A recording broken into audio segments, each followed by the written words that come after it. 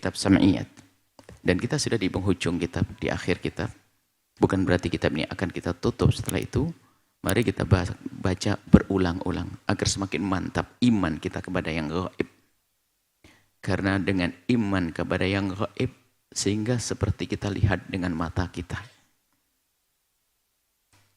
Perlu diasah keimanan kepada yang gaib.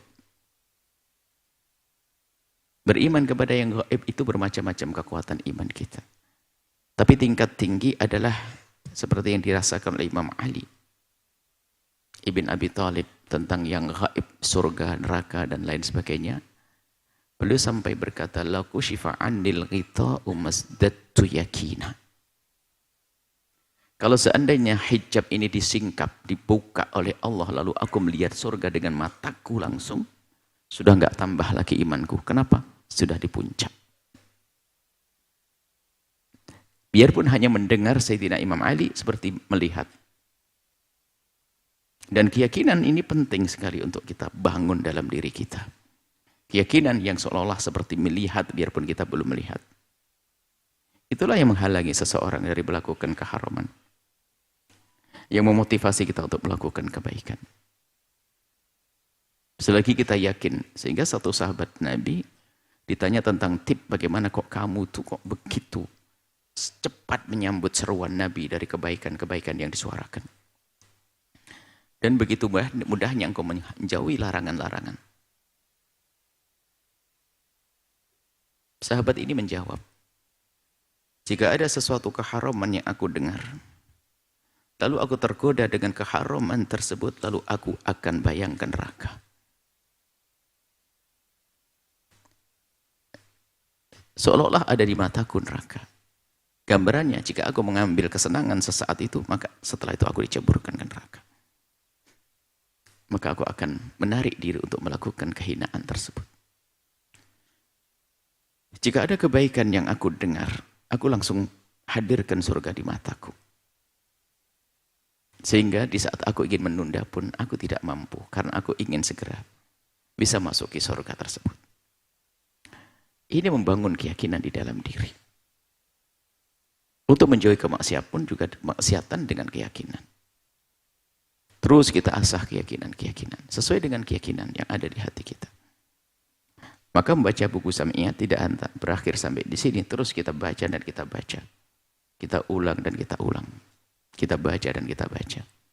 Sampai kuat betul seperti Imam Ali. Lau kushifa 'anil ghita'u masdattu yakina.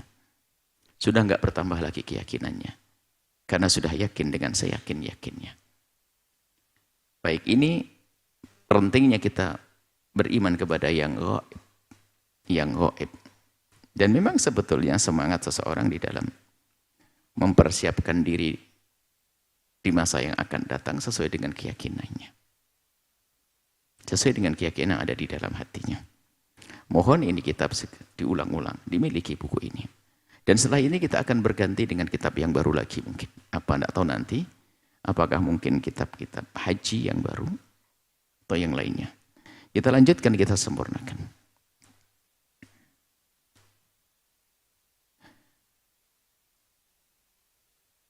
Begitu juga hadis sahih yang banyak membahas tentang abadinya surga, neraka, dan para penghuninya dengan sangat jelas. Oleh karena itu kita wajib mengimani akan abadinya surga dan neraka. Anda tidak usah tergiur dengan gaya diskusi ilmiahnya. Sebagian orang bahkan mengaku dirinya seorang sufi, tasawuf, akan tapi tiba-tiba meragukan abadinya. Meragukan dan menjadikan kita ragu tentang keabadian surga. Dengan gaya berpikir yang sudah kita sebutkan pada pertemuan yang lalu. Harus kita yakini bahwa surga adalah abadi karena diabadikan oleh Allah. Ayat Al-Quran sudah kita sebut pada pertemuan yang lalu. Sekarang ada beberapa hadis Nabi an Ibnu Umar. Dari Sayyidina Abdullah ibn Umar radhiyallahu ta'ala anhu. Anin Nabi, dari baginda Nabi SAW. Qala, beliau bersabda, yudkhilullahu ahlal jannati al-jannata. Allah akan memasukkan ahli surga ke dalam surga. Semoga ini yang dimaksud adalah kita semua. Amin.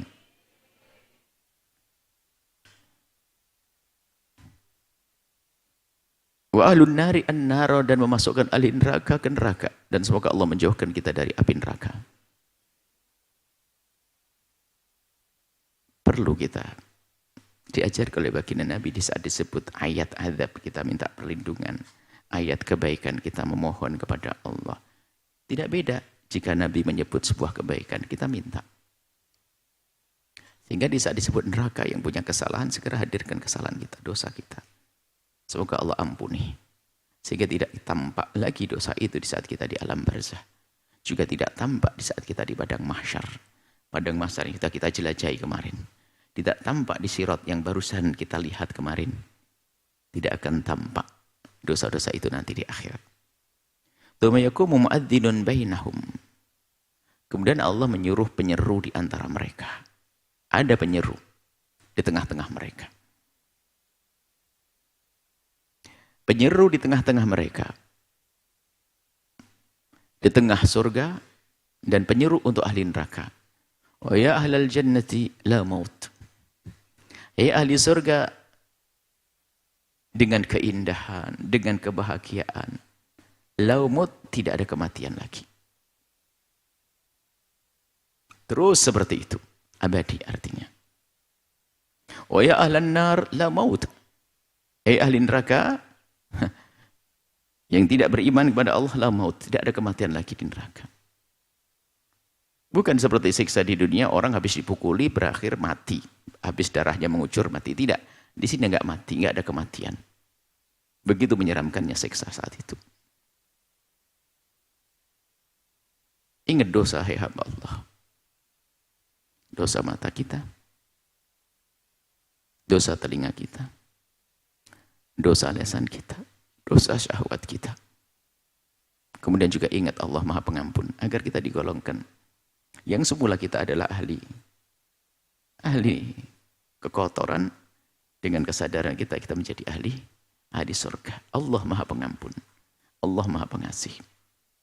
Ini perlunya kita mengimani surga dan neraka. Kullun khalidun fima huwa fiih. Semuanya abadi.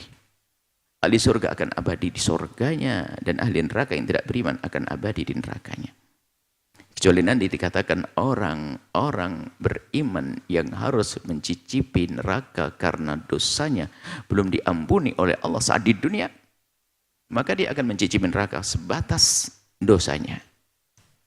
Tidak ada yang lebih, yang ada justru kurang. Allah tidak akan zalim kepada hambanya.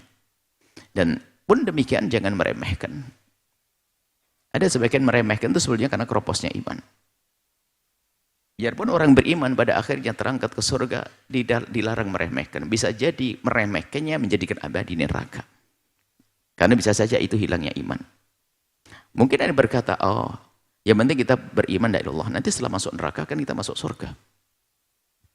Siapa yang bisa menjamin imanmu, hai hamba Allah, sampai imanmu masih betul-betul ada?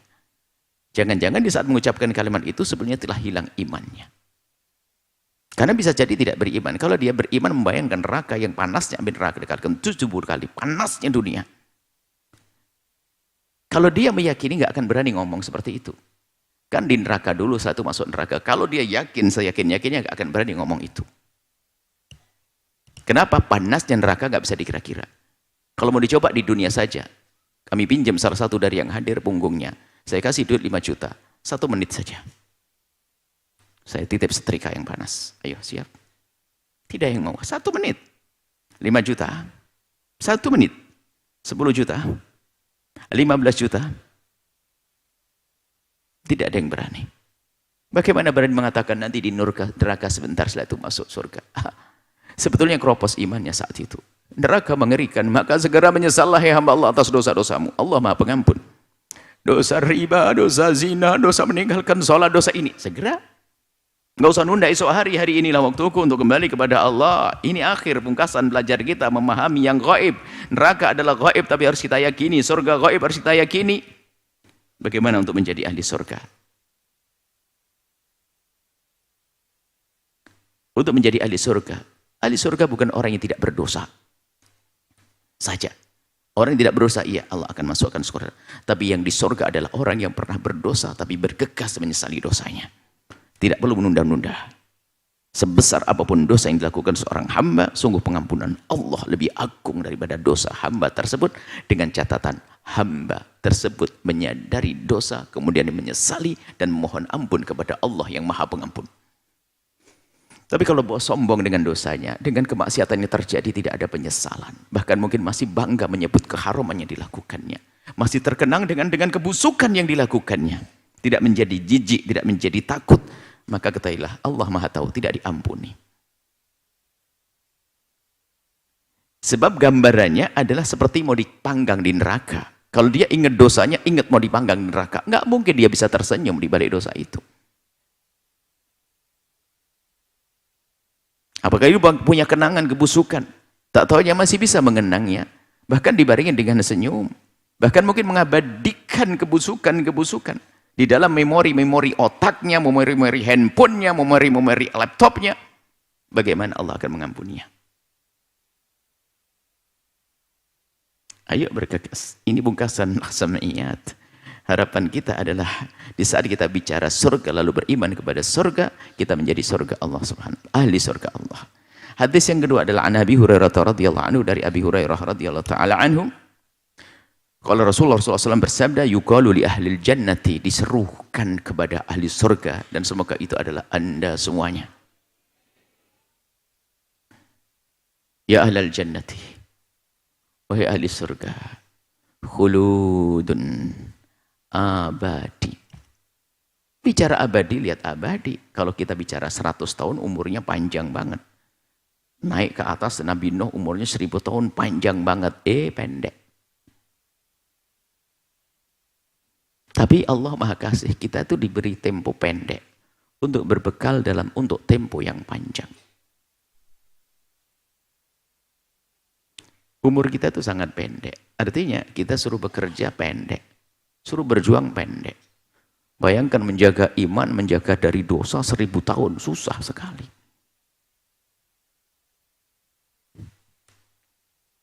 Artinya kita suruh berjuang dalam waktu yang sangat pendek. Umat Nabi Muhammad pendek umurnya, tapi kualitas ibadahnya dilipat gandakan, diberi Lailatul Qadar dan yang lain sebagainya.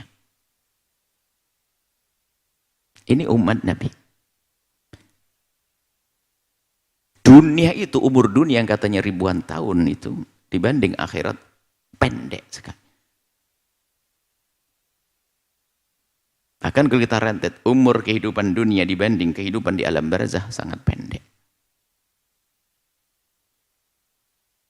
Bahkan barzah dengan mahsyar pendek.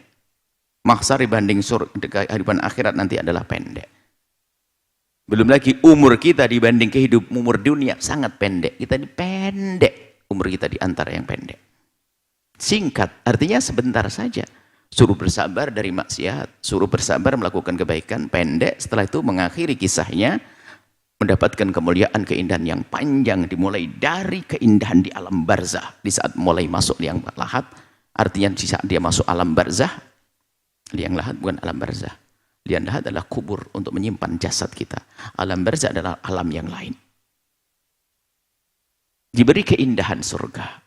Hingga dibangkitkan pun tidak merasa gundah, tidak merasa ketakutan. La khaufun alaihim wa lahum yahzanun. Bukan saja di alam barzah, di padang mahsyar, nyebrang sirat hingga masuk surga. Rindukan diri Anda untuk itu. Hei ahli taat, agar khusyuk dalam ketaatannya, agar ikhlas dalam ketaatannya. Hei ahli maksiat yang pernah kepleset dalam dosa, ayo. Jangan terus mengumbar syahwat. Pintu halal mudah. Pintu halal mudah yang menjadikan haram itu yang menjadikan orang melakukan haram karena menganggap pintu halal itu sempit. Padahal pintu halal mudah dan mudah. Justru menyempitnya pintu halal itu karena kita membuka pintu haram. Pintu itu satu. Ada pintunya satu kalau gambarannya. Jika kita tutup pintu haram, maka yang kebuka pintu halal. Jika pintu haram kita buka sedikit, pintu halal tertutup. Terus pintu haram kita buka semakin lebar pintu haram kita buka, pintu halal tertutup. Urusan syahwat mencicipi yang haram, lihat susah menggapai yang halal. Tapi yang merasa puas dengan yang halal, pintu haram tertutup. Iman.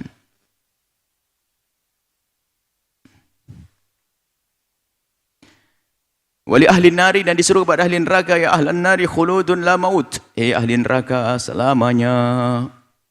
Mendengar kalimat selamanya sakit, nggak ada harapan.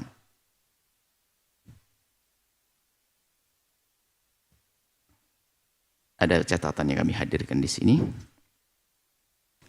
Gambaran dua model manusia yang akan merasakan nikmat surga dan pedihnya neraka.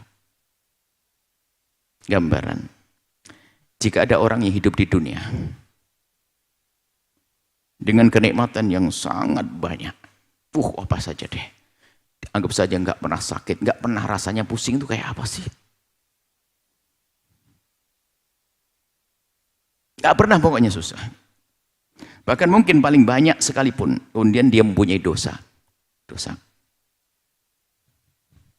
Maka di akhirat dia akan merasakan pedihnya siksa neraka.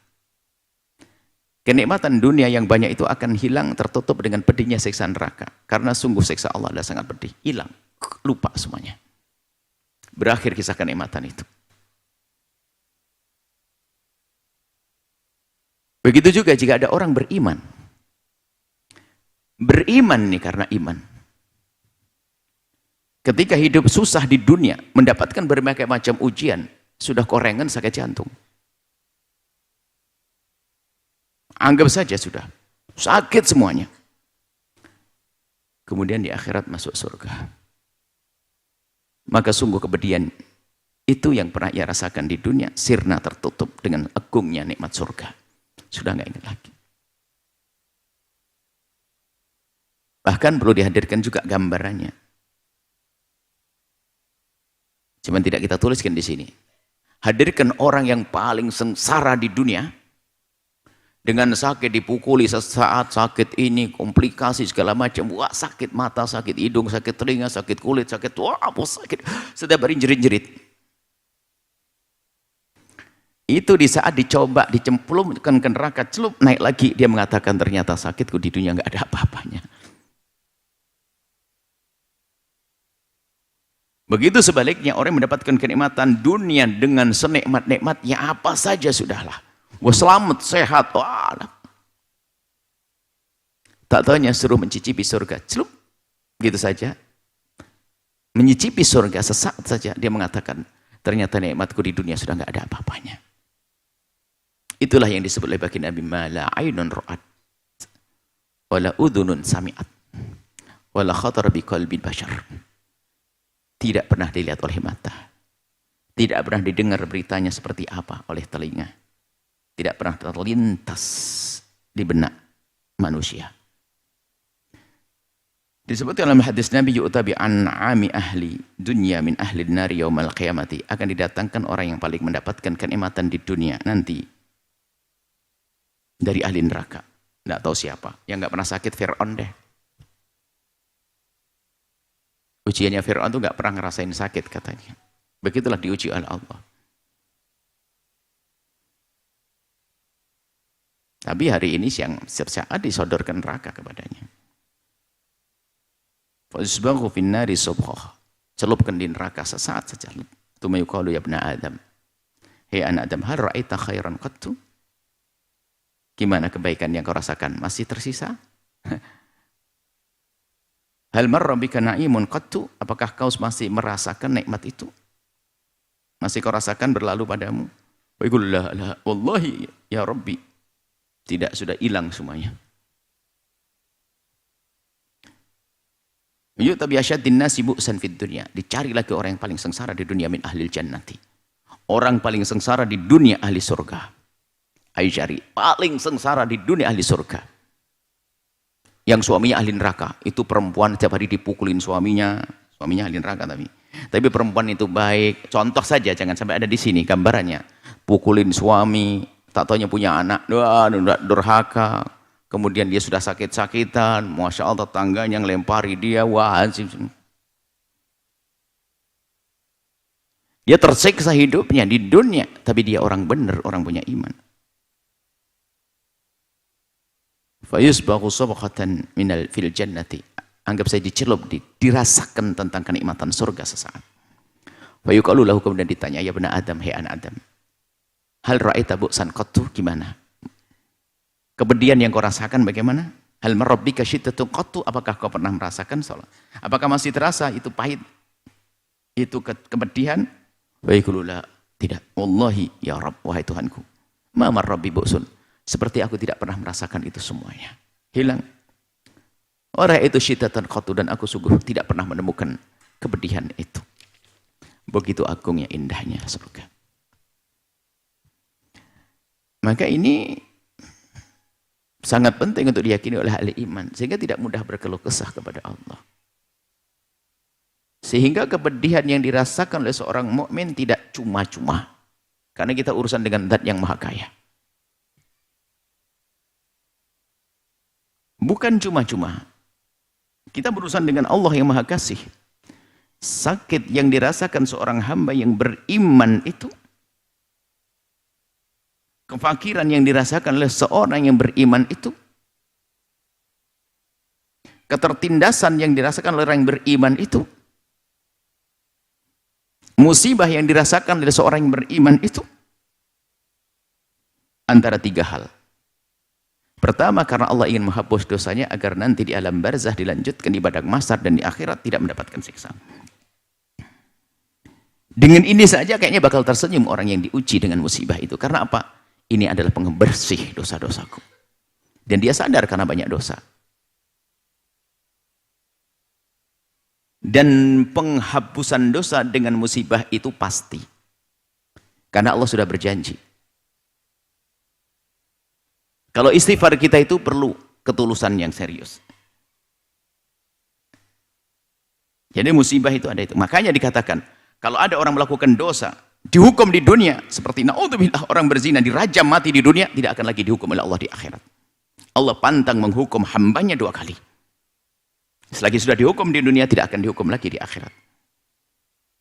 Seorang yang berzina lalu dicambuk di dunia, tidak akan lagi dihukum di akhirat.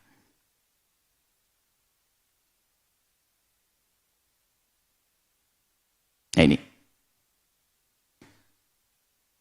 Kedua musibah yang dirasakan seorang hamba yang beriman, yang kedua adalah untuk pengangkatan derajat. Dulu di surga begitu saja, mau dinaikkan agar surganya bersama para orang-orang saleh. Yang ketiga,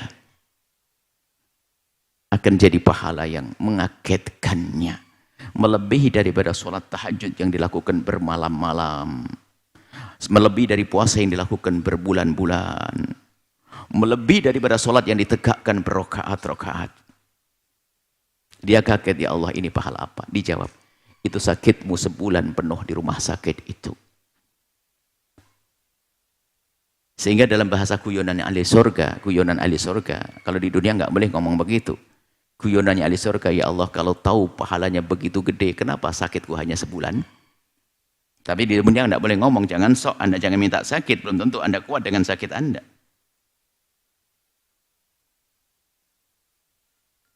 Ternyata menjadi sebab kemuliaan nanti di akhirat. Kemuliaan di surga. Kenapa sakitku kok cuma sebulan? Begitu agungnya pahala. Ini kisah di akhirat. Anda tidak boleh sekarang minta, ya Allah berikan aku sakit biar pangkatku tinggi. Enggak. Allah mengajarkan minta Rabbana atina fid dunya hasanah, minta kebaikan di dunia. Minta, ya Allah berikan hidupku sehat, cukup, masuk surga. Gitu. Nah begitu. Jangan sok deh, saya pengen sakit diuji dengan nyungsep. Baru lapar sehari saya sudah ngeluh, aduh ya Allah kau tidak adil ya Allah. Seperti itu. Itu keadaan di akhirat nanti. Orang yang ketimpa musibah dari orang yang beriman. Tapi orang yang tidak beriman kalau mendapatkan siksa, ternyata itu secuil siksa yang didahulukan di dunia. Belum di akhirat. Masih ada nanti di akhirat. Maka beruntunglah kalau kita punya iman. Dan itu harus kita jaga. Terus kita jaga iman kita. Kita lanjutkan pungkasannya adalah dan khitam. Menghikmah mengimani surga dan neraka. Mengimani adanya surga dan neraka akan menjadikan seseorang bersemangat dalam mengumpulkan bekal untuk kehidupannya di akhirat nanti tentu. Seseorang yang yakin akan adanya neraka secara otomatis akan susah baginya untuk melakukan kemaksiatan tentu dengan keyakinan. Sebaliknya seseorang meyakini adanya surga, maka akan mudah baginya untuk melakukan kebaikan. Iya. Tidak ada seorang hamba yang melakukan kemaksiatan kecuali saat ia sedang lupa dan lalai terhadap hukuman Allah. Tidak ada seorang hamba yang lemah dalam ibadah kecuali karena dia sedang lalai akan ridho dan surga Allah. Kalau kita lagi bermaksiat, pasti karena kita lagi lupa dengan hukuman Allah. Kalau ingat nggak akan. Ya gambarannya begini saja, ada orang hobi mabuk, hobi zina. Disodorkan di hadapannya perempuan cantik yang sehat, free, di sampingnya ada minuman keras. Di sebuah kamar mewah. Seorang pezina yang sedang mabuk diizinkan masuk ke sini. Beberapa jam saja, 3 jam, 4 jam, oke. Cuman setelah itu dibilang, setelah itu mas, habis itu masuk kamar sebelahnya. Ditutup. Dia berkata, ada apa kamar sebelah? Boleh kamu lihat. Dibuka. Ada 6 orang keker-keker, dan sambil tersenyum. Untuk apa ini? Orang ini akan memegangmu dan itu akan kau dimasukkan ke sana. Di belakangnya ada api berkobar.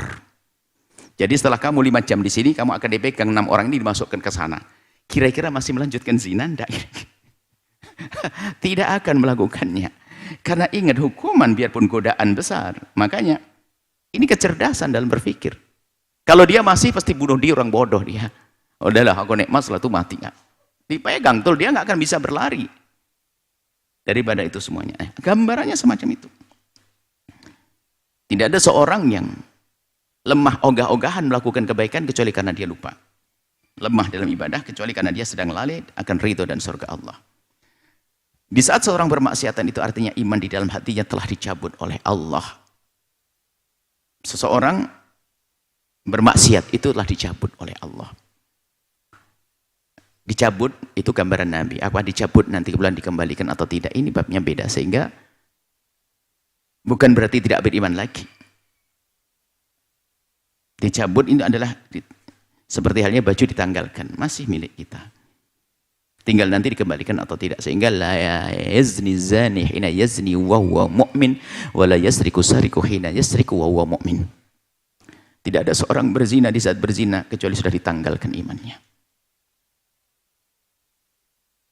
Makanya mati su'ul khotimah adalah mati maksiat. Di saat menanggalkan imannya dicabut nyawanya. Wal yasriku sariku, tidak mencuri seorang pencuri kecuali saat itu ditanggalkan imannya. Tidak ada pelaku dosa kecuali saat itu menanggalkan imannya. Bagaimana jika itu adalah panjang kisahnya, mulai dari rumah menuju ke tempat, pergi kemana, masuk kamar, nyewa, hotel atau apa, rumah, pergi kemana, wisata, haram, berapa banyak. Berarti setiap saat sangat mungkin dia untuk dicabut nyawanya dalam keadaan dia bermaksiat. Sehingga ada orang yang ditanggalkan imannya sebentar. Sesaat langsung dia menyadari. Itulah orang yang selamat. Dan kita manusia biasa. Jika bermaksiat. Tapi ada orang ditanggalkan imannya tidak pernah sadar-sadar. Sehingga dia nyantai saja. Bahkan tidak ngerti dia. Bahkan mungkin dengan kemaksiatannya sudah dilakukan, dia masih berbangga, senang, mengingat. Bahkan masih komunikasi asik dengan kemaksiatannya. Kalau dia teman mabuknya, teman judi, teman judinya, teman zinanya, dan sebagainya. Berarti memang kropos betul imannya. Karena seolah-olah sudah tidak dilihat oleh Allah. Bahkan kadang menumpuk dosanya. Dosa dari ngambil rezeki yang haram juga. Mungkin seorang perempuan khianat sama suaminya juga. Seorang suami mungkin macam-macam. Banyak dosa-dosa dilakukan di balik itu semuanya. Akan tapi lihat hamba pilihan Allah, ya manusia kepleset dia, tapi begitu mudahnya dia menyesali dosanya. Dia spontan ingat kesalahannya, ada derai air mata, ada penyesalan. Dan secara spontan dia membenci perbuatan tersebut. Jadi itu tanda iman sejati. Tanda taubat yang sesungguhnya. Dia merasa risih dengan itu. Maka memantapkan kesadaran akan nikmatnya surga, memantapkan kesadaran akan pedihnya api neraka, menjadikan orang mudah menghindar dari kemaksiatan. Kalaupun pernah kepleset, baginya penyesalan mudah sekali. Tapi ada orang menyesalnya kalau tidak diingatkan begini, tidak menyesal. Itu pun menyesalnya seperti menangis. Menangis bisa dibuat. Menangis bisa ada orang biaya mewek, dikit-dikit nangis, ada saja. Tidak jaminan kalau itu adalah sebuah penyesalan kok. Bisa jadi penyesalnya menangisnya karena takut ditinggal oleh temannya, karena dia melakukan kesalahan, takut dipisah dari grupnya. Mungkin hanya takut tidak dikasih nafkah sama suaminya, karena mungkin suaminya mencukupi selama ini. Mungkin karena istrinya orang ini. Jadi bukan karena Allah, ada menangis itu. Tapi menangis yang sejati adalah karena dia dosa-dosanya. Bahkan rasa takut bukan karena dosa, itu dahsyat lagi. Fa'udut ainah Sama'atun yudhillum huwallahu yawma la dhilla illa dhilluh, adalah orang yang menitikkan air mata bukan karena melakukan dosa.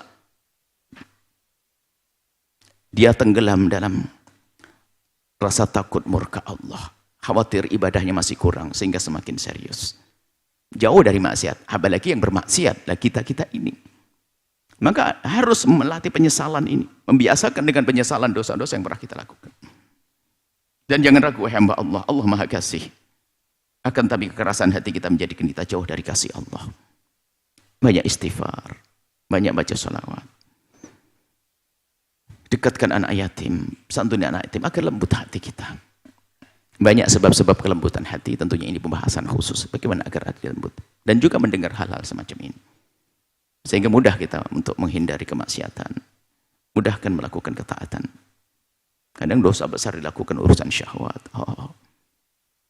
Besar sekali, ada dosa macam-macam. Tapi kalau kita membangun rasa takut kepada Allah, akan mudah terselesaikan. Selagi haram kita tutup, langsung secara otomatis kebuka pintu halal. Begitu mudahnya.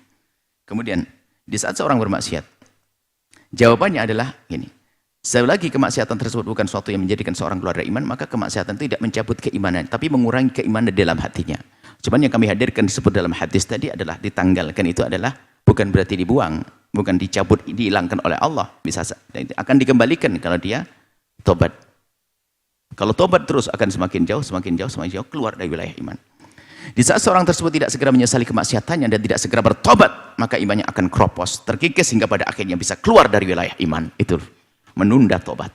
Tobat nunggu tua, tak tahu nggak sampai tua. Kapan tobatmu? Semoga panjang umur semuanya. Sungguh benar apa yang dikatakan oleh para ulama, bahwasanya iman itu akan bertambah dengan kebaikan yang dilakukan dan akan berkurang dengan kemaksiatan yang dilakukan. Maka dari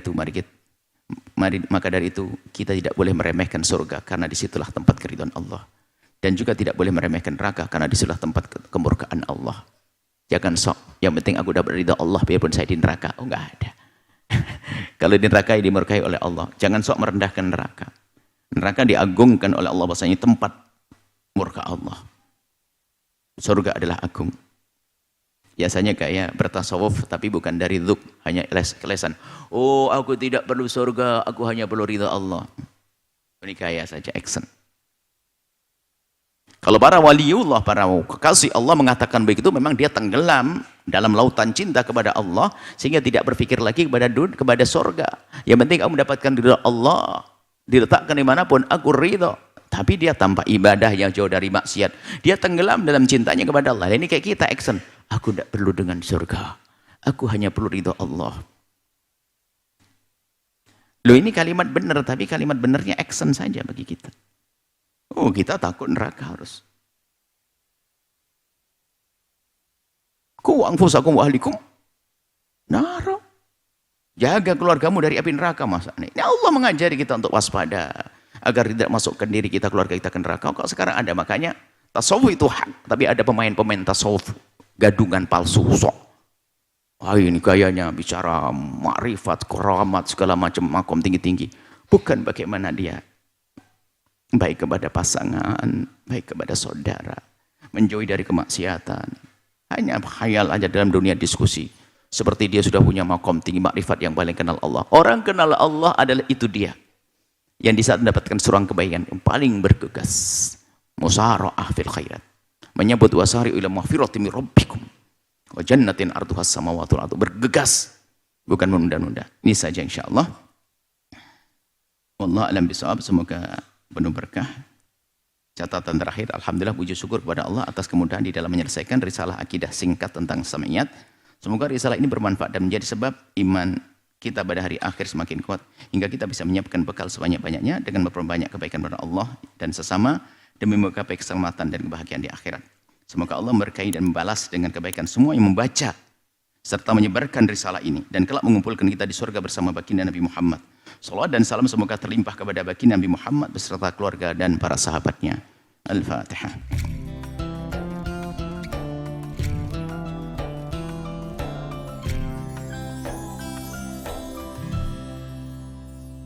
Sahabat Al-Bahjah TV, setelah menyaksikan video ini, jangan lupa bersolawat kepada baginda Nabi Muhammad.